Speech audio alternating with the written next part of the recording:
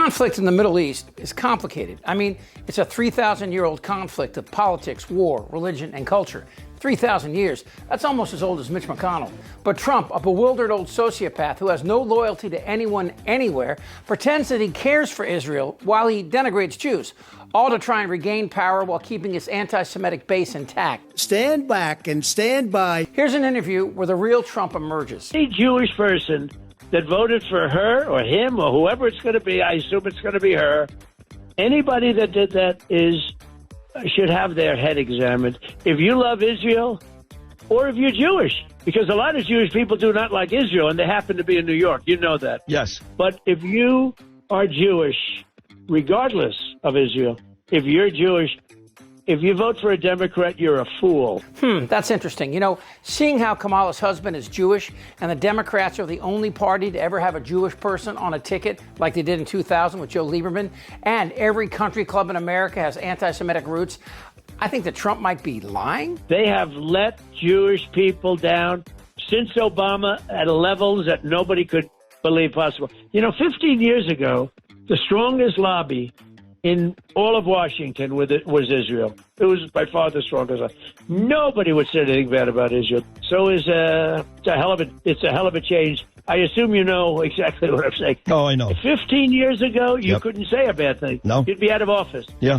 And today, it's almost like, I mean, Schumer has become a Palestinian. Chuck Schumer is officially now a Palestinian. It's funny, but it's true. It's sad. He is. And they tell me that this Harris's husband, Doug Emhoff, Mr. President, is Jewish. He's Jewish like Bernie Sanders is Jewish. Are you kidding me? He's a crappy Jew. Yeah. He's a horrible Jew. And I find it only slightly ironic that Trump would call Schumer a Palestinian for Schumer simply calling for the hostages to be released in trade for the bombing campaign to cease. And of course, Trump plays both sides. When the racist supporters of Trump need to hear from racist Donnie Diapers always delivers. Here's a campaign stop where the crowd starts screaming Genocide Joe, and Trump smiles and eggs him on. She is a big problem. Genocide Joe! Genocide Joe! Genocide Joe! Genocide Joe! Genocide Joe! Genocide Joe! You see, now that's interesting because Biden has been a huge supporter of Israel, and the opponents claim Israel is practicing genocide. Genocide Joe! So calling Biden Genocide Joe is an attack on Israel. Not that I'm surprised that Trump wouldn't stop them. Trump has a long history of discrimination against blacks and Jews in housing, back in the 80s where he was fined hundreds of thousands of dollars for discrimination. And remember this? Very fine people on both sides. The both sides Trump referred to were two groups who came to Charlottesville, Virginia. You had people in that group that were there to protest the taking down of, to them, a very, very important statue. And the statement of Robert E. Lee, who's no longer in favor, did you ever notice that? No longer in favor. One group of people wanted to remove statues of Southern generals and slave owners, and the other were these guys. Jews will not replace us! Jews will not replace us! Guess which one Trump defended? Jews will not! Trump supporters comprise a huge swath of racist and anti-Semitic pigs who not only disparage Jews, but actually deny the Holocaust. And Trump has dinner with them. Today there is more fallout from former President Trump's pre-Thanksgiving dinner with the rapper formerly known as Kanye West, with Mr. Trump spending the weekend backtracking and playing defense in a string of social media posts, saying that he didn't know the identity of white nationalist and Holocaust denier Nick Fuentes, who arrived with West at Mar-a-Lago and attended the dinner, that now has Republicans, mostly privately, once again condemning a decision by their former and potentially future leader. Let's be clear, Garrett. Nick Fuentes is not an unknown entity, especially on the right. It was earlier this year at CPAC in Orlando, Florida. I was there attending the conference, including Donald Trump himself, who was there that very weekend. The headline from that weekend was the fact that Nick Fuentes was holding his own counter conference, if you may, a white nationalist anti-Semitic conference just across the street. How bad is Nick Fuentes? Hold on. Is an occult element at the high levels of society, and specifically among the Jews. So many of the people that are perpetrating the lies and the destruction on the country, they are evildoers. They are people that worship false gods. They are people that practice magic or rituals or whatever. And more than anything, those people need to be, when we take power, they need to be given the death penalty. Straight up. And I'm far more concerned about that than I am about even non-white people or mass migration. These people that are communing with demons and engaging in this sort of witchcraft and stuff, and these people that are suppressing the name Christ and suppressing Christianity, they must be absolutely annihilated when we take power. This is God's country. This is Jesus' country. This is not the domain of atheists or devil worshippers or perfidious Jews. This is Christ's country. And then the same guy attacked J.D. Vance's wife, who's from India. J.D. Vance also has a non-white wife, an Indian wife, and a kid named Vivek. All his kids have Indian names. So it's like, what exactly are we getting here? And that's not a dig at him just because I'm a racist or something. But it's like, who is this guy really? Do we really expect that the guy who has an Indian wife and named their kid Vivek is going to support white identity? Like, there's a white genocide going on in the world. And this guy goes after Jews at a Trump rally. That this election is part of a spiritual battle. There are demonic forces at play. But I want to remind those who have fallen prey to the leadership of such demons, have fallen prey to the diabolic forces, and have become pawns to their schemes. Kamala Harris is well versed in the mess that is America. As a woman of color and an attorney general, she busted scores of African Americans who broke the law in California, and she took heat for it. But what she did was exactly the reason why we need her to be president. Unlike Republicans, and to be honest, some Democrats, Kamala Harris is a fighter who will stand toe-to-toe with anyone. She married a Jewish man with children and brought those kids into her heart. Even his ex supports and cares for Kamala. And Harris knew coming into this that Trump would mock her name. You know who's further left than crazy Bernie? Kamala. Kamala. Kamala.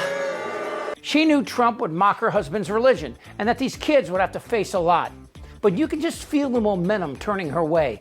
Americans are tired of 8 years of Trump's bigoted posse and his calls for racial violence and the dissolution of this great republic. And she will not back down. Not bad for a cat lady. The Republican Party's official position is to support Israel. But Jews in the U.S., well, that's a different story. Whenever a Republican is accused of anti-Semitism, they pull out the same card, the same defense. I can't be anti-Semitic. I love Israel.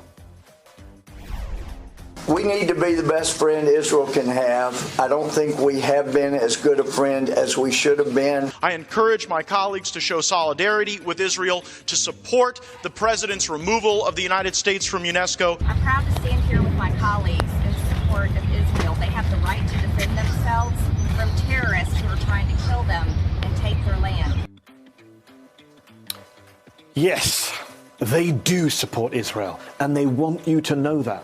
Even as Louis Gohmert suggests George Soros isn't really Jewish because of, quote, the damage he inflicted on Israel. And Matt Gaetz spreads the same anti-Semitic Soros conspiracy theories. Also, remember when Gaetz brought a Holocaust-denying far-right activist as his guest to the State of the Union? The attack on Jews is hard for me to understand, but Trump's racist and hate-filled invectives have encouraged the likes of Dairy Queen and others to either deny the murder of 6 million Jews ever occurred or trivialize it with inane comments like this. You know, we can look back in a time in history where people were told to wear a gold star, and they were definitely treated like second-class citizens, so much so that they were put in trains and taken to gas chambers in Nazi Germany. And this is exactly the type of abuse that Nancy Pelosi is talking about. How does the Republican Party not expel her or remove her? The Republican Party's history is leave it to beaver white America. Well, whenever we cook inside, Mom always does the cooking. But whenever we cook outside, you always do it. How come? Well, it's sort of traditional, I guess. You know, they say a woman's place is in the home, and I suppose as long as she's in the home, she might as well be in the kitchen. They view diversity not as an anchor to who we are, but a threat to our future. And they're not shy. You know, they say about America, they say, diversity is our strength. How precisely is diversity our strength? Black people are violent, you know. They have chaos and violence in their communities. Send the military into these black neighborhoods, make the streets safe. They'll complain about it. It doesn't matter. We should send in the troops if necessary to restore order. Enough with the Jim Crow stuff. Who cares?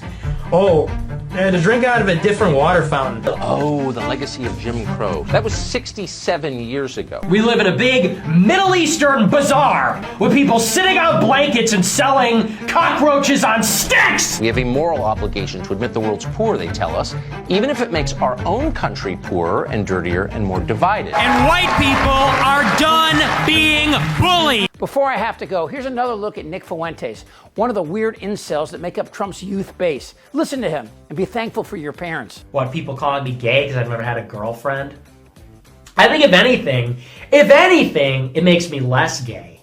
Never having a girlfriend, never having sex with a woman, really makes you more heterosexual. Because honestly, dating women is gay. Having sex with women is gay. And having sex with men is gay. And you know, it's all gay. What the hell did you just say? Trump's Project 2025 can best be described as a blueprint for a different kind of war against anyone who is not Christian, white, and affluent. They will attack Kamala Harris and use every lie and pursue every vile method at their means. And as I just said, they ain't shy in telling everyone. Some will say now that I am calling America a Christian nation. And so I am. And some will say that I am advocating Christian nationalism. And so I do. Of course, white Christian Republicans are quick to characterize Jesus as white. Just because it makes you feel uncomfortable doesn't mean it has to change. You know, I mean, Jesus was a white man too, but you know, it's like he was a historical figure. I mean, that's a verifiable fact. Yeah, but Jesus was about as white as Prince. And the Christian nationalists also forgot the important part of Jesus. Dude was Jewish. I'm ready, let's go. Damn right. Trust me. Shut the fuck up, Don. Who's with me? Oh, yeah, the lie. Indictable. Out of sheer morbid curiosity, I'm allowing this freak show to continue. This isn't their Republican Party anymore. I don't want to talk about this stuff. Am I wrong? Damn right. You're in a lot of trouble, Donnie. I think he's crazy. I'm Chip Franklin.